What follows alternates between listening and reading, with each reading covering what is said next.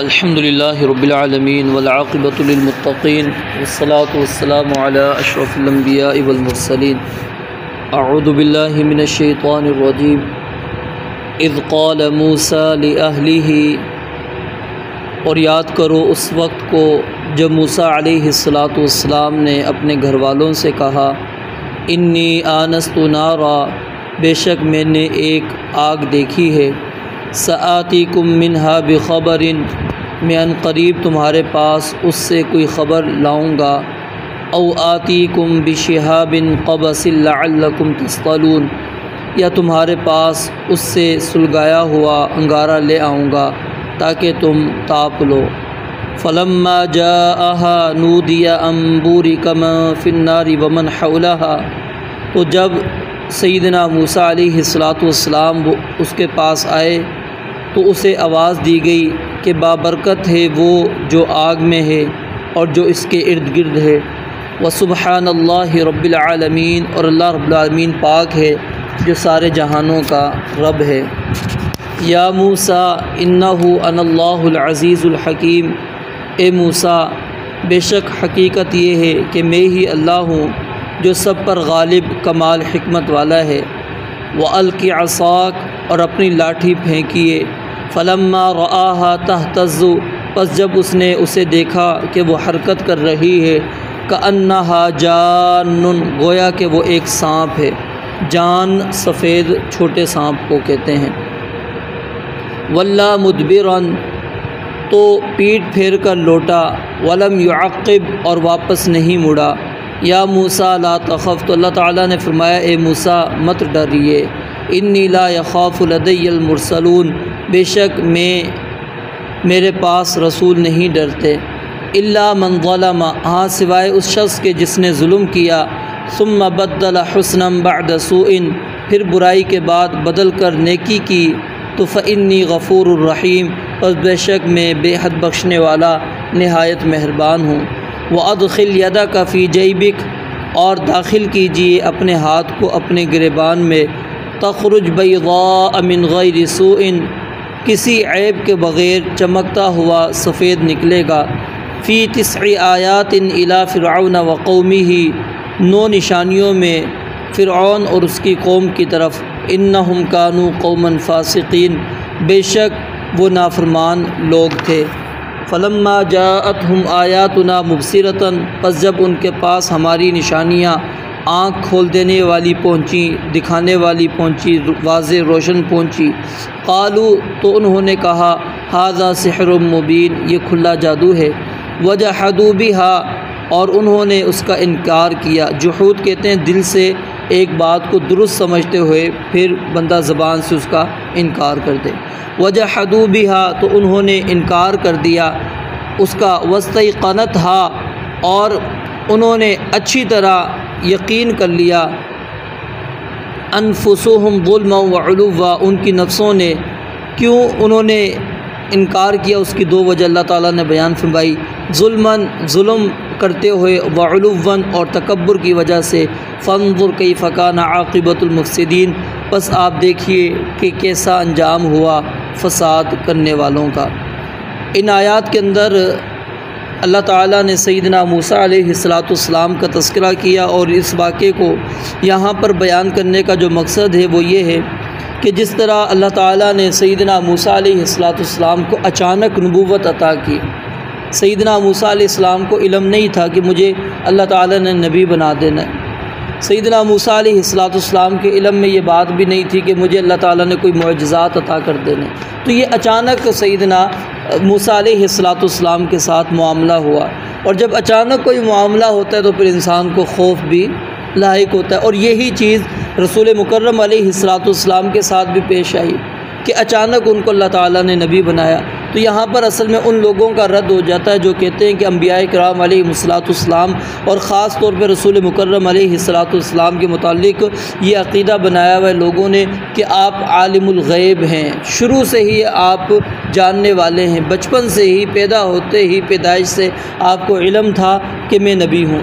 अगर ये होता ही तो जब जिब्रील अमीन अलैहिस्सलाम आपके पास आए थे तो क्यों आप फिर घबराते हुए सईदा खदीजा के पास आए और कहा कि मैं तो हलाक होने वाला हूँ, मेरे साथ ये मामला पेश आ गया। तो यानी अचानक हुआ, आपको इल्म नहीं था। फिर सईदा खदीजा ने आपको तसल्ली दी, फिर जाके वो तुफ़ैल से पूछा, ये पूरा वाक़या आपके इल्म के अंदर मौजूद होगा।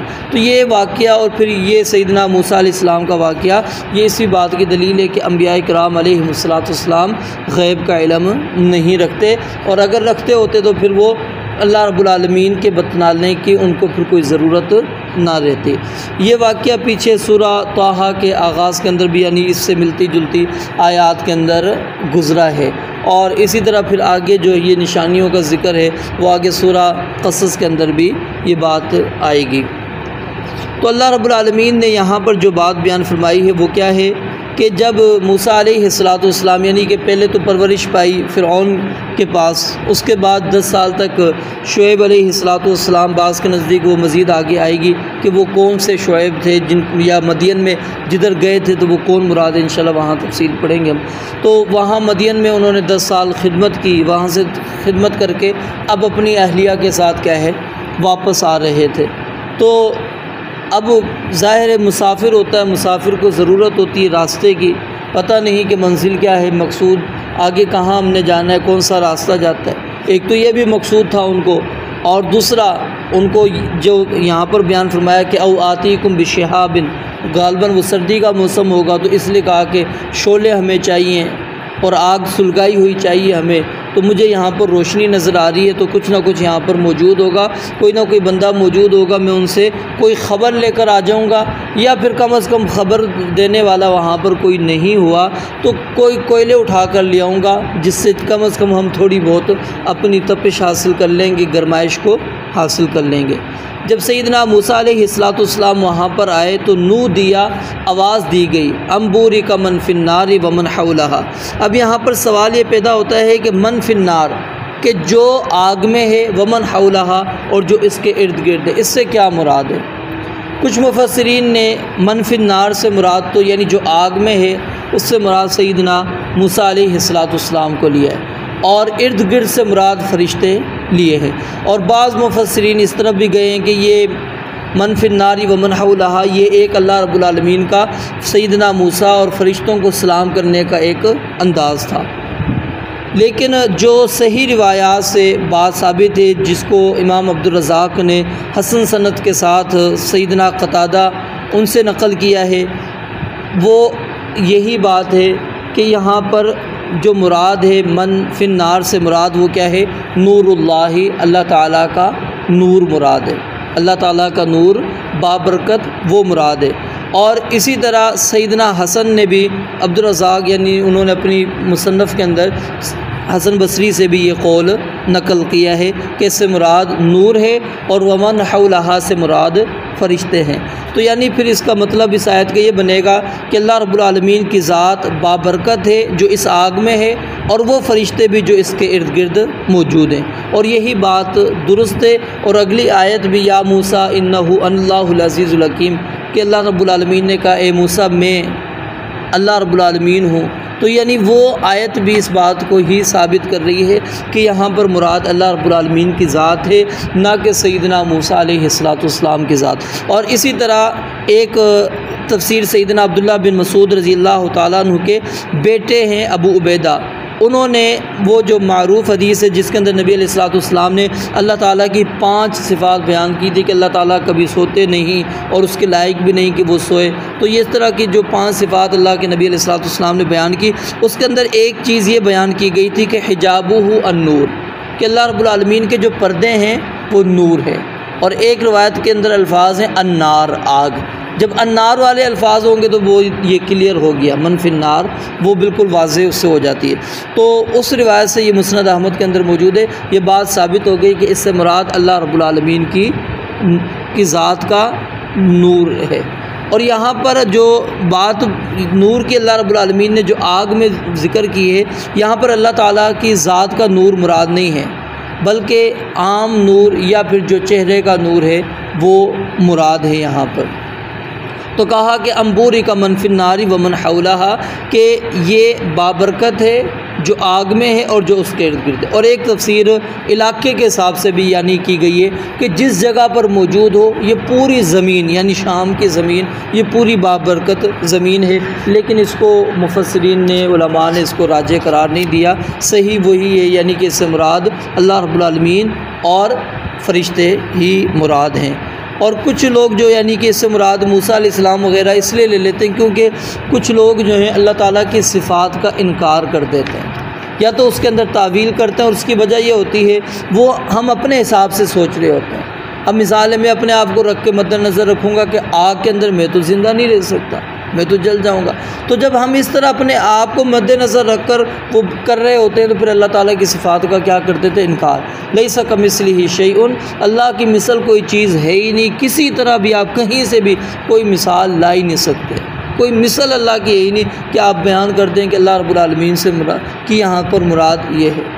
तो इसलिए जो कुरान और हदीस के अंदर अल्लाह ताला की सिफ़ात आ जाएँ तो सही अकीदा यही है कि इंसान उसको बेआइनी ही उसी तरह बग़ैर किसी तावील के बग़ैर किसी मिसाल के बयान किए हुए उसको तस्लीम करे, मान ले कि हाँ अल्लाह रब्बुल आलमीन ने जो कह दिया है वो हक़ है और हम इसी तरह मानते हैं।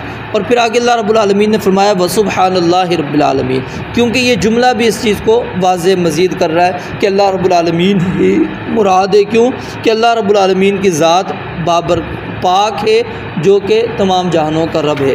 और अगली आयत तो वैसे मैंने आपको बतला दिया। फिर आगे अल्लाह रब्बुल आलमीन ने मूसा अलैहिस्सलाम को जो अपना तारुफ़ करवाया उसके अंदर दो सिफ़ात ज़िक्र की, एक अज़ीज़ और एक हकीम। उसकी वजह ये थी क्योंकि आपके ऊपर एक बड़ी ज़िम्मेदारी डाली जा रही थी कि आपने फ़िरौन को जाकर दावत देनी थी। तो ज़ाहिर है अब वो अना रब्बुकुमुल आला का दावा करने वाला था, तो अल्लाह रब्बुल आलमीन ने इसलिए वहाँ पर अपनी सिफ़त ज़िक्र कर दी अल-अज़ीज़ कि मैं गालिब हूँ, वो गालिब आने वाला तुम पर नहीं है। अल-हकीम, और हिकमत मेरे हाथों में है, मैं तुम्हें वो सारी चीज़ें अता कर दूँगा जो तुम्हें उस दरबार के अंदर फ़िरौन के सामने दावत के लिए तुम्हें ज़रूरत पेश आएंगी, वो सब चीज़ें तुम्हें मिल जाएंगी। और फिर अल्लाह रब्बुल आलमीन ने वो मशहूर जो उनको मौजिज़ात दिए 9 मौजिज़ात, उनमें से लाठी वाला मौजिज़ा उसकी तफसील सूरा ताहा के अंदर भी मौजूद है। तो यहाँ पर जो ज़िक्र है वो ये है कि उन्होंने जब उसको फेंका तो मूसा अलैहिस्सलाम को इल्म नहीं था, जैसा कि मैंने कहा। क्यों, दलील क्या है, जब फेंका तो वो क्या है, वो सांप बन गया।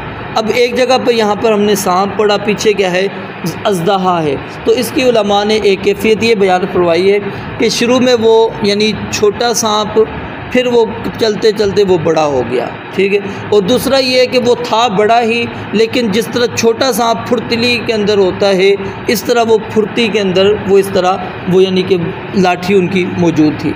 तो अल्लाह रब्बुल आलमीन ने जब उनको कहा अपनी लाठी फेंको, मूसा अलैहिस्सलाम ने फेंकी, वो हरकत करने लगी तो डर गए। तो अल्लाह रब्बुल आलमीन ने फरमाया ला तख़फ़, मूसा डरो मत, इन्नी ला यख़ाफ़ु लदय्यल मुरसलून, मेरे पास जो रसूल होते हैं उनको खौफ नहीं होता, यानी मैं तुम्हारे साथ हूँ, तो तुम्हें डर खौफ किस चीज़ का, ये तुम्हें कोई नुकसान पहुँचाने वाली नहीं है। हाँ, उसको डरना चाहिए मन ज़लम, जो जुल्म करता है। अब यहाँ पर इशारा है सैयदना मूसा अलैहिस्सलाम के उस यानी कि कत्ल की जानिब जो उन्होंने किब्ती को मुक्का मारा और मर गया। अब उसको उन्होंने ख़ुद कहा था कि रब्बी इन्नी ज़लमतु नफ़्सी, मैंने अपने आप पर जुल्म कर दिया। तो अल्लाह ने कहा जुल्म हुआ है, लेकिन सुम्मा बदला हुस्नन, अगर कोई बंदा उसको नेकी में तब्दील कर देता है बाद सुइन, उस बुराई के बाद, तो फ़इन्नी गफ़ूरुर रहीम। अब फ़ग़फ़र लहू, अल्लाह ने वहाँ पर ख़ुद बयान कर दिया कि अल्लाह ताला ने उस गुनाह को आपका बख्श दिया, तो आप इसको परेशान होने की आपको ज़रूरत नहीं है। अल्लाह रब्बुल आलमीन ने आपके उसको जुल्म को आप बरकरार नहीं रखा। और दूसरी अल्लाह रब्बुल आलमीन ने जो मौज़ा ज़िक्र किया वो क्या है कि वो अपने हाथ को बग़ल में डालते थे तो वो रोशन होता था।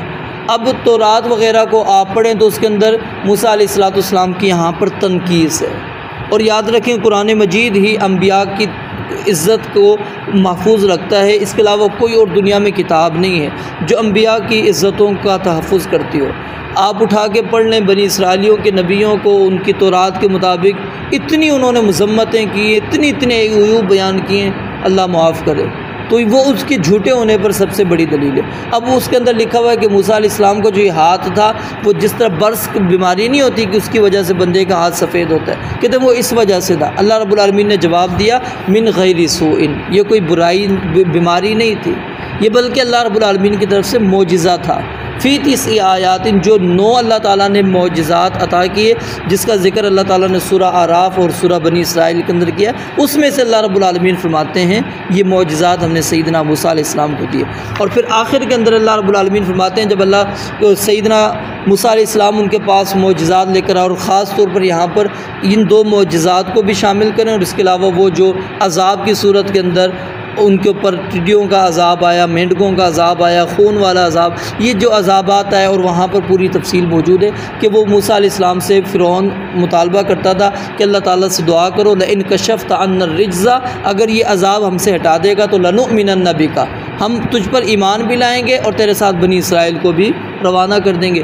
मूसा अलैहिस्सलाम अल्लाह से दुआ करते थे, अल्लाह ताला उस अज़ाब को हटा देते, फिर वो दोबारा उसी तरह इनकार पे चले जाते। तो अल्लाह कहते वो इनकार करने की वजह क्या थी? जुल्मन, एक तो जुल्म था और दूसरा उलुवन सरकशी थी, तकब्बुर था। फंजुर कैफ़ काना आक़िबतुल मुफ़सिदीन, तो फिर अल्लाह कहते हैं देखो जब उन्होंने जुल्म किया, तकब्बुर किया, तो आज उनका हमने नामो निशान मिटा दिया। चाहे वो अपने आप को कितना बड़ा दावेदार कहलाने वाले, अना रब्बुकुमुल आला, जितना उनके पास माल और दौलत सब अल्लाह रब्बुल आलमीन ने उनसे छीन लिया, उनको तबाह कर दिया, गरक कर दिया। रब्बुल आलमीन से दुआ है अल्लाह ताला समझने अमल करने की तौफ़ीक़ अता फ़रमाए। व आख़िर दावाना अनिल हम्दुलिल्लाहि रब्बिल आलमीन।